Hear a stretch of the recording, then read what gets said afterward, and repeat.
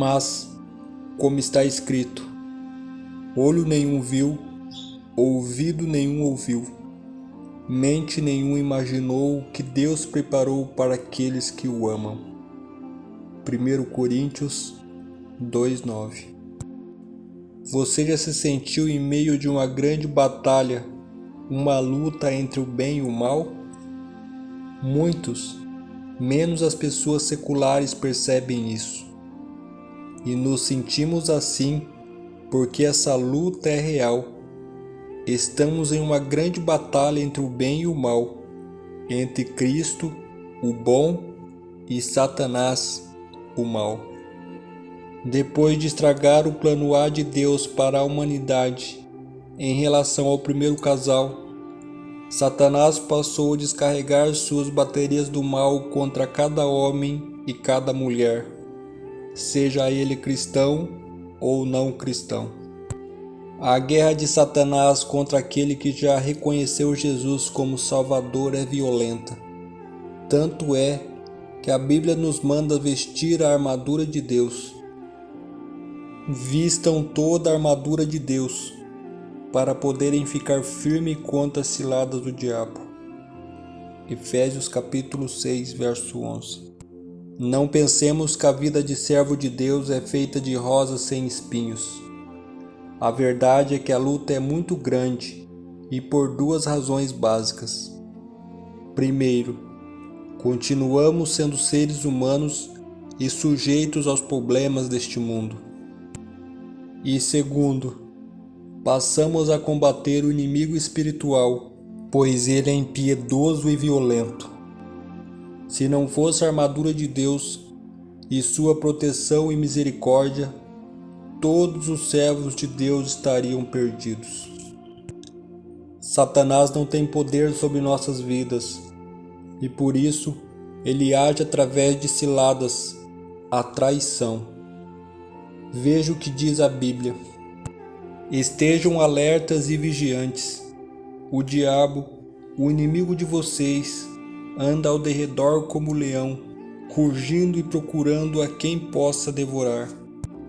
Resistam-lhe, permanecendo firme na fé, sabendo que os irmãos que vocês têm em todo o mundo estão passando pelo mesmo sofrimento. 1 Pedro, capítulo 5, verso 8 e 9. Satanás trabalha basicamente na falha humana, nas brechas, no medo que é o oposto da fé. E a pergunta que nos resta fazer é esta: como podemos nos proteger de um inimigo tão poderoso? A nossa proteção é toda espiritual. O amado Espírito Santo é o primeiro e mais valioso soldado espiritual nessa luta, porque ele nos transforma de dentro para fora e nos fortalece para essa batalha e ainda luta por nós. E se já não bastasse, o Espírito Santo ainda intercede a Deus por nós de forma incompreensível aos ouvidos humanos. Vejamos o que diz no livro de Romanos. Da mesma forma, o Espírito nos ajuda em nossas fraquezas, pois não sabemos como orar, mas o próprio Espírito intercede por nós com gemidos inexprimíveis. Romanos capítulo 8, verso 26. Dentro desta realidade, uma outra pergunta nos surge em mente. E quanto aos que não têm Jesus como Salvador? O diabo também luta contra eles? A resposta é sim. No entanto, a batalha é um tanto diferente, porque o diabo trabalha no sentido de manter estas pessoas presas a ele. É assim, uma pessoa que vive por conta própria e comete todo tipo de pecado está literalmente presa ao diabo, e ele vai lutar contra Deus para o aprisionar cada vez mais. Por exemplo, se uma pessoa está tentando parar de beber, Satanás vai colocar no caminho dele amigos para pagar uma bebida. Vai criar situações de depressão para que essa pessoa recorra à bebida como forma de escape, ou simplesmente vai cochichar em seu ouvido para beber, porque não há nada e ninguém que possa impedi-lo. Isto é, Satanás jamais vai atentá-lo com aquilo que você não gosta. Ao contrário, ele te tentará com aquilo que você mais luta para parar de fazer. De um jeito ou de outro, quem não tem Jesus durante a jornada nesta vida está condenado à segunda morte. E isto agrada muito a Satanás, ele que é o chefe das trevas e do pecado. Quanto mais pessoas se perdem, mais lhe agrada. E assim como Deus usou Jonas para tirar das garras de Satanás os ninivitas, ele também quer nos usar. Deus nos dá a responsabilidade de arrancar a vida das garras de Satanás e direcioná-los a ele. Porque somos a voz de Deus para falar de seu grande amor pela humanidade.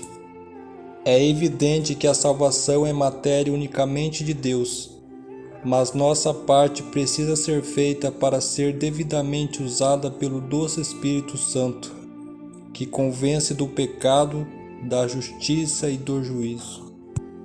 Em resumo, a vida humana acontece em dois níveis. O grande conflito entre Cristo e Satanás está ocorrendo em escala global, até mesmo em nível cósmico, pois tudo começou no céu. Assim nos conta o livro de Apocalipse. Houve então uma grande guerra nos céus.